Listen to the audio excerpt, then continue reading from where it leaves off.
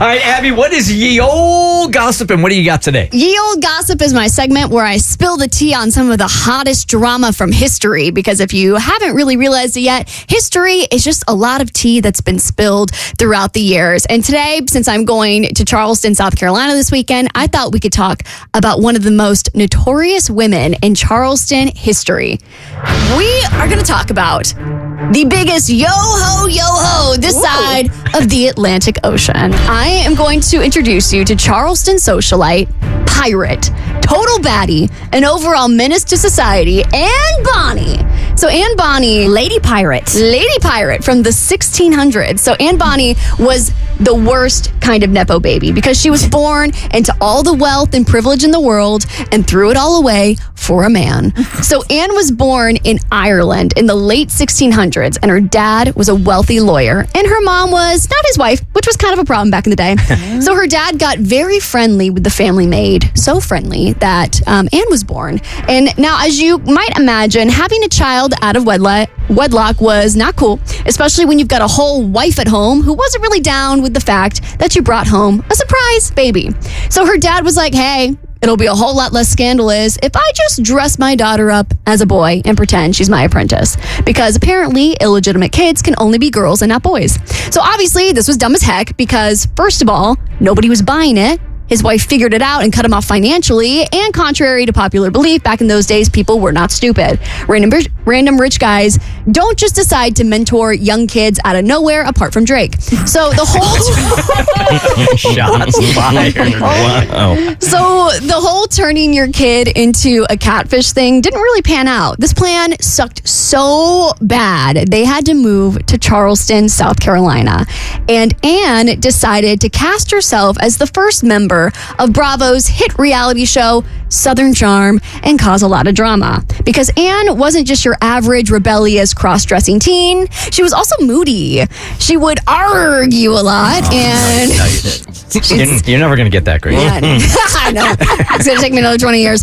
And would set stuff on fire. She would cavort with men of ill reprieve. And one of said men was a guy named James Bonny, who was irrelevant. So much so that we don't really know much about him except for the part where Anne was like, I'm over you, and ditches him for the real leading man in this story.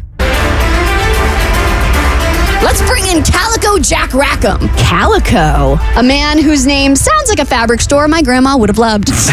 But made up for it by being a full-time pirate and a part-time disaster. And I'm sure you're picturing Jack as some swashbuckling anti-hero like Jack Sparrow from Pirates of the Caribbean, but don't. He was your average dude, not really great at his job, but he was tall, so Anne was into it.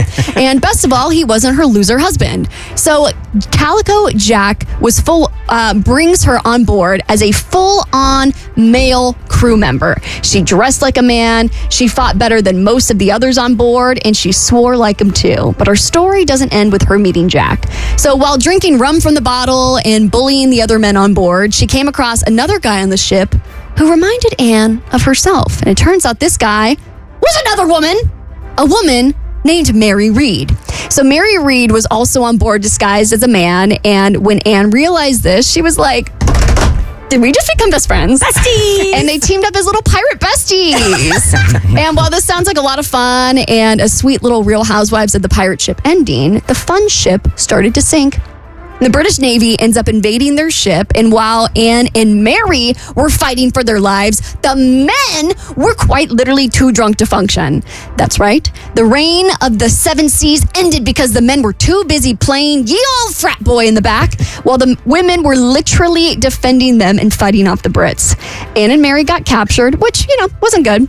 And then, despite pretending to be men most of their lives, they decided to finally pull the woman card and say they were both pregnant because you couldn't just go around hanging pregnant women.